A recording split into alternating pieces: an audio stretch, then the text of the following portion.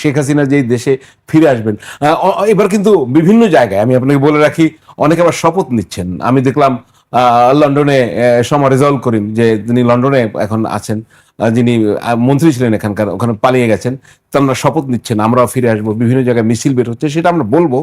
কিন্তু আমাদের দেশের দুজন মন্ত্রী, একজন উপদেষ্টা আর একজন মন্ত্রী রিয়াকশন দিয়েছেন। যেমন ডক্টর জাহেদুর রহমান বলেছেন শেখ হাসিনা দেশে ফিরলে তার প্রতি এক্সট্রা জুডিশিয়াল কিছু করা হবে না। আমরা পরপর দুইটা ক্লিপই দেখবো। আর স্বরাষ্ট্রমন্ত্রীও কথা বলছেন, তিনি বলছেন আইনিভাবে তো আমরা ফেরত চাই। আমরা শুনি না দুইটা কি বলতে চেয়েছেন তারা।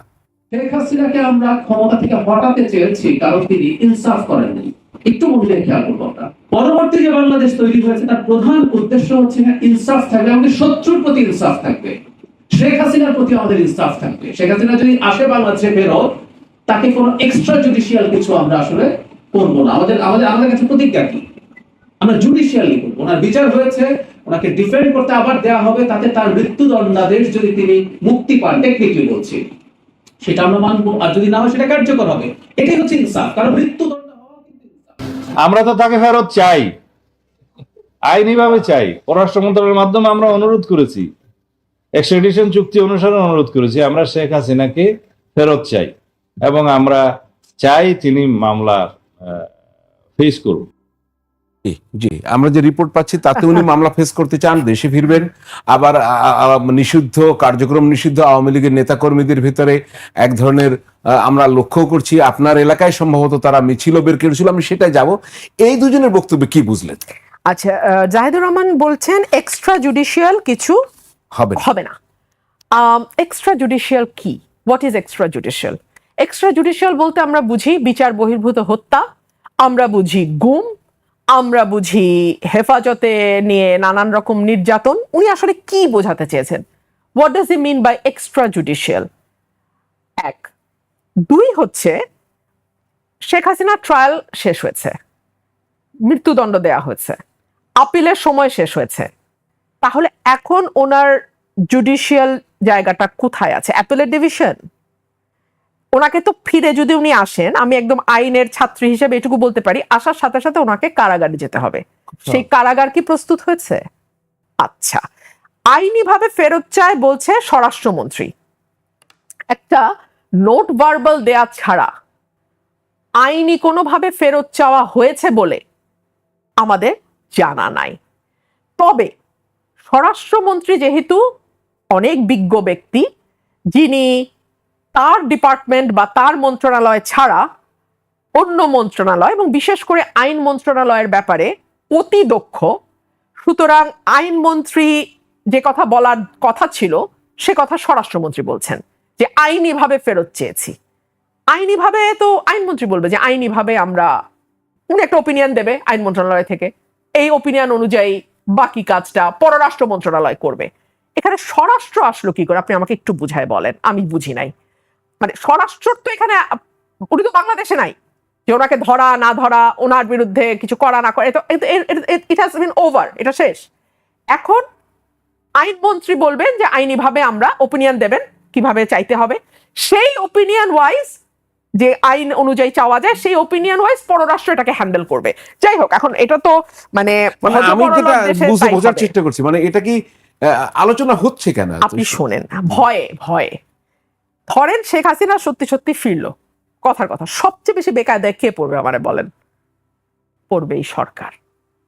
তারা না পারবে এক্সিকিউট করতে ফাঁসি, তখন চারপাশে চিৎকার উঠবে এক দলের যে রায় কার্যকর করা হোক, আর রায় কার্যকরের ন্যূনতম আভাস পেলে আরেক দল যে কিভাবে মাঠে নামবে, এইটা কি এই সরকার বোঝে না? এই সরকার স্টানবাজি করে, এই সরকার বালখিল্যতা করে, এই সরকার চটুল ব্যাপারে মানুষের সদয় দৃষ্টি আকর্ষণ করার চেষ্টা করে, কিন্তু একেবারে এত বোকা তো না যে এই সরকার এটা বুঝে না। তো শেখ হাসিনা যদি বাংলাদেশে এই মুহূর্তে আসে, বা এই বছর, এই মুহূর্ত মানে এই বছর, আমি দুঃখিত, এই বছরের মধ্যে ফেরে বা যখনই ফিরুক, বিএনপি যদি ক্ষমতায় থাকে, তার চেয়ে বেশি বিপদে আর কেউ পড়বে না, স্বয়ং আওয়ামী লীগও পড়বে না। শীর্ষ নেতৃত্ব থেকেও তো বলা হচ্ছে যে একটি দল তলে তলে যোগাযোগ করে, মানে হ্যাঁ, আপনি যখন আমি এটা আজকে শুনলাম 86 এবং 96 এর উদাহরণ টানা হয়েছে, সুস্পষ্ট যে জামাতের সাথে আওয়ামী লীগের একটা আতাত বা এক ধরনের সম্পর্কের ইঙ্গিত করা হচ্ছে। বাংলাদেশে এটাও একটা নতুন ব্যাপার, আজকাল না ভাসুরের নাম কেউ মুখে নেয় না। মানে জামাতের আমিরও অনেক বদনাম করবে বিএনপির, কিন্তু বিএনপি শব্দটা উনি কিছুতেই বলবে না। আবার একইভাবে বিএনপিও কিন্তু জামাতকে আর এই ইশারায় অনেক কথা বলবে, মানে অনেকটা কি বলবো বলেন, ভাসুরের নাম মুখে নেওয়া যায় না। আর প্রেম হলে টিনেজে যখন একজন আরেকজনের সঙ্গে দেখা হয় নানান রকম আরে ইশারা ইঙ্গিতে কথা চলে। তো বিএনপি জামাতের সম্পর্কটা এখন অনেকটা ওই রকম আরে ইশারায়। আরে ইশারার দরকার নাই, যে কথা উনি বুঝাইতে চাইছেন সেটা হচ্ছে আওয়ামী লীগের সাথে জামাতের একটা ঐক্য হতে যাচ্ছে। হতেই পারে, মানে হলে তো খুব অবাক হওয়ারও কিছু নাই, হতেই পারে ঐক্য। রাজনীতিতে তো শেষ কথা বলে কিছু নাই। আমি একটু আপনার একটা বক্তব্য যদি এখন দেখানো যে আমি দেখাবো, তারপরে আরেকটু এটা ফ্যাক্ট চেক করতে চাই। আপনি মব ভায়োলেন্সের কারণে বিচারপতিরা এখনো স্বাধীনভাবে জামিন দিতে পারেন না। ভিডিওটা যখনই আসতে পারবে আমরা দেখব, দেখার পরে আমার প্রশ্ন আছে আপনার কাছে। জি, দোষ নেই, বিচারক কিভাবে শুনবেন? তার ঘাড়ের উপরে কটা মাথা মব বাইরে অপেক্ষা করছে, মামলায় জামিন হলে মব গিয়ে ঢুকবে আদালত প্রাঙ্গণে। এবং এই ঘটনা ঘটেছে বলেই আমি বলছি, এমন না যে ঘটনা ঘটে নাই, মব ঢুকবে গিয়ে আদালতে। সো বিচারকের পক্ষে রাজনৈতিক মামলা শোনা সম্ভব নয়। যেটা আপনার কাছে এর সাথে আমি যেটা যুক্ত করতে চাই, আপনি আপনার বক্তব্যে আরো একটা জায়গায় বলেছেন যে ওই যে মুখোশ বেঁধে যে নিষিদ্ধ ঘোষিত আওয়ামী লীগ বা ছাত্রলীগের আপনার এলাকায় একটা মিছিল হয়েছিল। এখন কারা সেটা তো আপনি বলছেন বোঝা যায় না, তবে সেখানে আবার মামলা দিয়েছে 200-র বিরুদ্ধে। তাহলে 20 জন 25 জন বের করেছে 200-র বিরুদ্ধে মামলা। এটা মামলা বাণিজ্যের একটা স্কোপ তৈরি হচ্ছে কিনা। এই যে মব আবার জামিন দিচ্ছে না, তো মব কি শেষ হয় না? আমরা তো তাহলে বিচার বিভাগকে এখন স্বাধীনভাবে কাজ করতে পারছে না, মানে কোথায় যাচ্ছি আমরা তাহলে? আমরা না একটা খুবই দুর্গতির মধ্যে আছি। আমি আপনাকে বলি, আমার এলাকায় মাথা গুনে দেখেছি 15 বা 16 জন হয়। তারা প্রত্যেকে মাস্ক পরা, ক্যাপ পরা, কারো চেহারা আপনি বুঝতে পারবেন না। মিছিল করেছে, 150 উপরে আসামি করা হয়েছে, এবং ম্যাক্সিমাম হচ্ছে যারা হাঁসের মামলা, মানে হাঁসের ইলেকশন করেছে, মানে আমার ইলেকশন করেছে। হ্যাঁ, অনেক ব্যবসায়ীকে ঢুকানো হয়েছে, যারা একটু মানে পয়সা কড়ি আছে এলাকায় তাদের নাম দেয়া হচ্ছে। এখানে কয়েকটা ফেজে বাণিজ্য হয়। প্রথমে হলো এলাকার বিএনপি লিডাররা ফোন দেয়, এই মামলা কিন্তু হয়ে যাবে, আমরা তো আটকাইতে পারবো না, বুঝে নিত অবস্থা, ইত্যাদি ইত্যাদি। এটা হচ্ছে আভাস তৈরি করা যে কিছু কিন্তু দিতে হবে। কিছু দিলে আচ্ছা নামটা দেখেই বুঝেন তো, আমি তো খাবো না কিন্তু থানা তো শুনবে না, কথা বুঝেন, আমি তো খাবো না থানা তো শুনবে না, গেল কিছু টাকা। দ্বিতীয় ফেজটা হচ্ছে মামলা থেকে নাম কাটাবো, কিছু টাকা দেন, আমি তো খাবো না থানা তো শুনবে না, কথা বুঝেন, এই দ্বিতীয় ফেজের টাকা। 3 নম্বর ফেজ হলো, ঠিক আছে এখন তো কাটাতে পারলাম না, আচ্ছা দেখি জামিনের ব্যবস্থা কি করা যায়। দেখা যাবে বিএনপির লয়ারে গিয়ে ওই জামিনে দাঁড়ায় গেছে। মানে কতগুলো ধাপে ব্যবসা হচ্ছে আপনি চিন্তা করেন। এটা শুধু আমার এলাকার কথা না, এটা বাংলাদেশের বহু এলাকার কথা।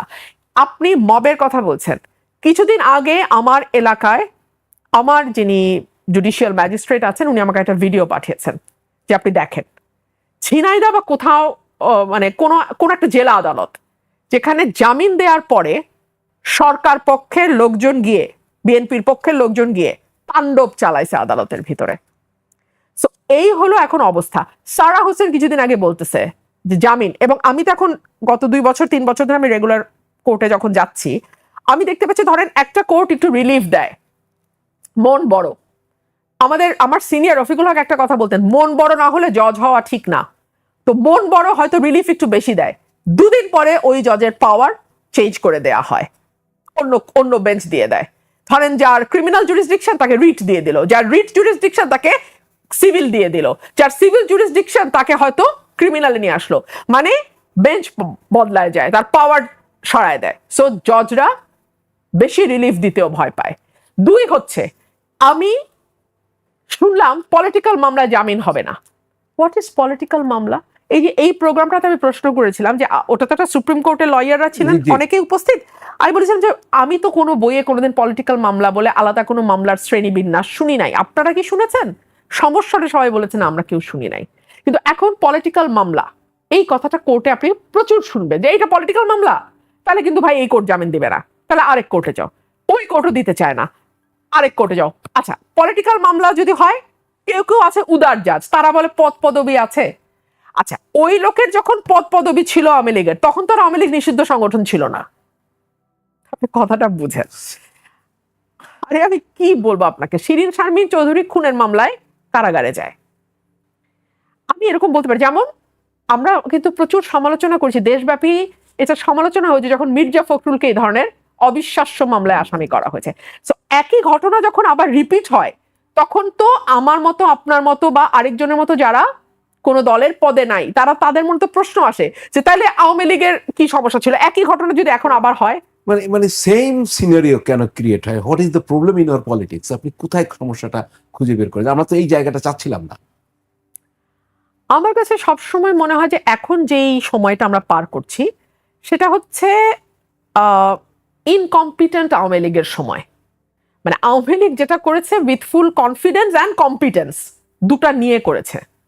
ফুল কনফিডেন্স অ্যান্ড কম্পিটেন্স দুটা নিয়ে করেছে। এখন না আছে কনফিডেন্স, না আছে কম্পিটেন্স, না আছে ক্যাপাসিটি, না আছে এবিলিটি, কিন্তু ওই ভাইসেস গুলো সব আছে উইদাউট দ্য ভার্চুস।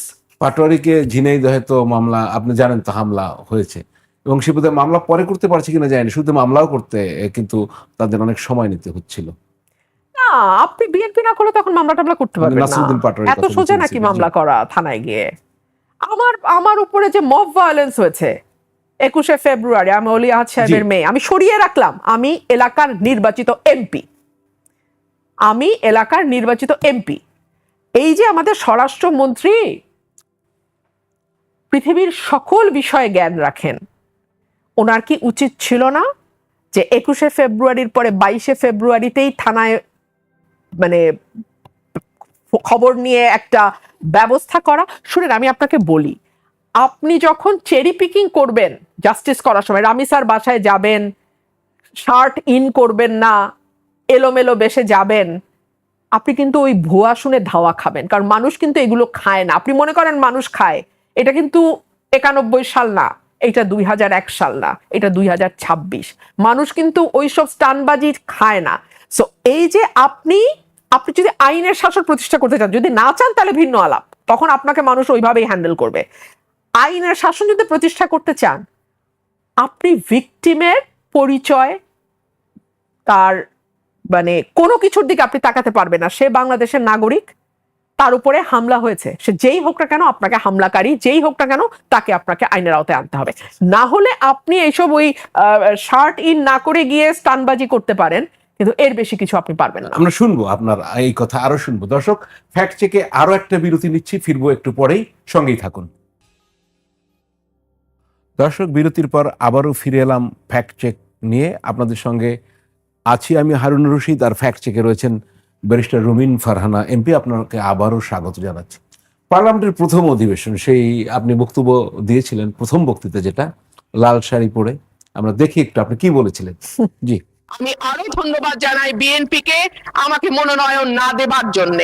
আমাকে মনোনয়ন না দেওয়ার কারণেই আমি বুঝতে পেরেছি বাংলাদেশের টেকনাফ থেকে তেতুলিয়া কত লক্ষ মানুষের ভালোবাসা, দোয়া, সহযোগিতা আমার পাশে ছিল। তাহলে বিএনপির মনোনয়ন পেলে কি আপনি ইলেকশন করতেন না? নিশ্চয়ই করতাম, নিশ্চয়ই করতাম, তবে আমার পথটা অনেক সংকুচিত হয়ে যেত। দেখুন, যতই 70 অনুচ্ছেদের বাধা না থাকুক, অবশ্য এখনো বাধা আছে কিন্তু, কারণ কোনো অ্যামেন্ডমেন্ট কিন্তু হয় নাই। হ্যাঁ, সো তারপরেও কিন্তু দেখা যায় যে একটা দলের ভেতরে থাকলে আপনি অনেক কিছুই বলতে পারবেন না, চাইলেও বলা সম্ভব না। সেই জায়গাটায় বাধা চলে গেছে আমার কাছে মনে হয়েছে যে আমি কোনো দলীয় ফ্রেমে নাই বলেই, মানে আমি আসলে আপনাকে কিভাবে বোঝাবো, আমার নির্বাচনের সময়টা কত এলাকা থেকে যে মানুষ এসছে, মানে আমার ব্রাহ্মণবাড়িয়া এলাকা না, মানে আমি বলছি চিটাগং থেকে লোক আসছে, কুমিল্লা থেকে লোক আসছে, খুলনা থেকে লোক আসছে, রাজশাহী থেকে আসছে, মানে কিছুই না, আমার সাথে একটু দেখা করবে, দোয়া করবে, আর আমাকে কিছু টাকা দেবে। জি। এভাবে মানুষ দৌড়ে এসছে, এবং কত শত ফোন কল যেটা আমার এলাকার বাইরে, যে আমাদের দোয়া আছে। এটা তো আসলে আমি দলীয় মনোনয়ন পেলে এই দোয়াটা হতো না। এটা আমি যেই দল থেকে মনোনয়ন পাই না কেন, এই দোয়া তো আমি পাবো না। এই মানুষের দোয়া, ভালোবাসা, সমর্থন, এটা আমি বুঝতেই পেরেছি মনোনয়ন না পাওয়ার পর। তো যদি বিএনপি থেকে মনোনয়ন পেতেন, যদি এমপি হতেন, খুব স্বাভাবিক, বিএনপি থেকে পেলে একই রেজাল্ট দাঁড়ায়। একদম, হ্যাঁ। তো মন্ত্রী হতেন, আরো ক্ষমতার উচ্চ জায়গায় যেতেন, কেমন হতো? আমি এটা বললে হয়তো অনেকে বলবেন যে হয়নি বলে বলছে। আমি এখন যা দেখছি, বিশেষ করে এখন, আমার আর বিশ্বাস করেন, আমার সত্যি আমার ভবিষ্যতে আর কখনো আমি মন্ত্রী হতে চাই না। মানে যেই মন্ত্রীকে গাড়ির পেছনে দৌড়াতে হয়, এত নিচে নেমে গিয়ে যদি মন্ত্রিত্ব রাখতে হয়, আমি সেটা পারবো না। এবং আসলে শুনুন, আমি আপনাকে বলি, মন্ত্রী হবার কিন্তু একটা মানে যায় দিন ভালো আসে দিন খারাপ। আস্তে আস্তে ক্রাইটেরিয়াগুলো এমন হয়ে যাচ্ছে যে আপনি যদি একেবারে পার্সোনাল স্লেভের মতো না হন না, তাহলে আপনি হয়তো জনপ্রিয়তা আছে, ঠিক আছে, একটা এমপি করে দেই কারণ দলে তো এমপি লাগবে, মানে একটা নির্দিষ্ট সংখ্যক এমপি না হলে তো সরকার গঠন করা যাবে না।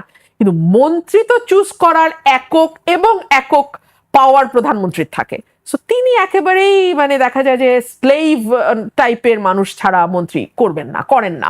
আমরা কি আরেকজন সাইফুর রহমানকে পাবো যিনি প্রধানমন্ত্রীর সঙ্গে দ্বিমত করতেন একেবারে মানে শক্তভাবে, কিংবা আরেকজন মওদুদ আহমেদ যিনি দলে থেকেও 1-11 সময়ে নিয়ে তার বইগুলো আমি পড়ছি এখন, সো আমি একদম দেখতে পাচ্ছি যে উনি কিভাবে দলের প্রধানকে ক্রিটিসাইজ করছেন, কিংবা সালাউদ্দিন কাদের চৌধুরী ফর দ্যাট ম্যাটার, যিনি মানে দলে থেকেও বলছেন যে দল কে চালায় উনি বুঝতে পারেন না। এইরকম ভাবে এইরকম সাহসী লোক হলে তো দলে মন্ত্রী তো দূরের কথা, নমিনেশনে আপনি পাবেন না। সো আমি আসলে ওইভাবে আত্মা বিক্রি করে দিয়ে হওয়াটা আমার কাছে কোনো কিছু অত দামি মনে হয় না যার জন্য আত্মা বিক্রি করা যায়। এখন সংসদে ধরেন জামায়াত ইসলামী কেমন রোল প্লে করছে, এনসিপি আপনার এক্সপেকটেশনের জায়গা, মানে যারা স্বতন্ত্র তাদেরকে আমরা বিরোধী ধরে নেই সাধারণভাবে, কিন্তু অন্য সময়ের কথা আলাদা। তো সেক্ষেত্রে কি স্কোপটা নিতে পারছে, বা ধরেন এই যে সংস্কার নিয়ে এখন কথা হচ্ছে, এটা ঝুলে আছে, জুলাই সনদের কথা হচ্ছে, এই চুক্তি নিয়ে কথা বলতে পারলেন না, তারপরে আরো অনেক বিষয় আছে। মানে বিরোধী দলকে তো কার্যকর ভূমিকা পালন করতে হবে, ওনারা দিচ্ছেন না সুযোগ, কিন্তু আমাকে তো সুযোগটা নিতে হবে। বিরোধী দল বলতে আপনি যদি জামাতকে মিন করেন, আমি বলবো জামাতকে যথেষ্ট সুযোগ দেওয়া হয়, এবং সম্ভবত সরকারও টের পায় যে জামাত এমন কিছু বলবে না যাতে সরকারকে এম্বারেস হতে হয়। আমাকে মাইক দিলে এমন কিছু শুনতে হতে পারে যেটা সরকারকে এম্বারেস করবে, কিন্তু জামাতকে মাইক দিলে এমন কিছু হয়তো শুনতে নাও হতে পারে, বা শুনলেও আরো নরম ভাবে তাদেরকে শুনতে হবে, যেটা হয়তো অত হার্শলি তাদেরকে গায়ে লাগবে না। সো জামাত যথেষ্ট সুযোগ পায়, তবে এই সুযোগের মধ্যে সুযোগটাকে ভালোভাবে যারা কাজে লাগায় তাদের মধ্যে এনসিপির যে অল্প কয়েকজন সদস্য আছেন তাদেরকে বলতেই হয়, তারা খুবই শক্তভাবে সরকারকে ক্রিটিসাইজ করে এবং সরকারকে প্রশ্ন করে। প্রশ্ন করাটা খুব জরুরি, সরকারকে প্রশ্ন করতে হয় প্রতি মুহূর্তে। এই প্রশ্নটা এনসিপি কিছুটা জারি রাখে, বাট আমি যদি অন অ্যান অ্যাভারেজ আমি জামাতের এমপিদের দিকে তাকাই, তারা সেভাবে করতে পারছেন না। সেটা কি তাদের অভিজ্ঞতার অভাব? হতে পারে, হতে পারে। একদম শেষ প্রশ্ন, আমরা শেষ পর্যায়ে আছি। আপনি বললেন যে সংসদে প্রশ্ন করাটা খুব জরুরি, প্রশ্ন জারি রাখতে হয়। এনসিপি কিছুটা করলেও করছে, আপনাকে সুযোগ দেয়া হচ্ছে না, আপনি চেষ্টা করেও হাম নিয়ে কথা বলতে পারেন না, আপনি বাণিজ্য চুক্তি নিয়ে কথা বলতে পারেন না, পয়েন্ট অফ অর্ডারে তুলে হয় আপনাকে থামিয়ে দিতে হয়। আবার বলছেন যেটা আইনমন্ত্রীর কথা বলার দরকার সেটা বলে স্বরাষ্ট্রমন্ত্রী। তাহলে এই সংসদ এই অবস্থায় চললে, একদম লাস্ট অ্যান্সারটা চাই, আপনার ভবিষ্যতে আপনি কি দেখতে পান এই সংসদ নিয়ে? আমি এই সরকারের ভবিষ্যৎ, এটা আপনি বলতে পারেন খুব আগে, খুব টু আর্লি বলছি, কিন্তু যেই সরকারকে 3 মাসের মাথায় ভুয়া ভুয়া স্লোগান শুনতে হয় কোনো অপরাধ, মানে আপাত দৃষ্টিতে কোনো অপরাধ না করে, সেই সরকারের ভবিষ্যৎ নিয়ে খুব আশাবাদী হওয়ার তো আসলে কিছু নাই।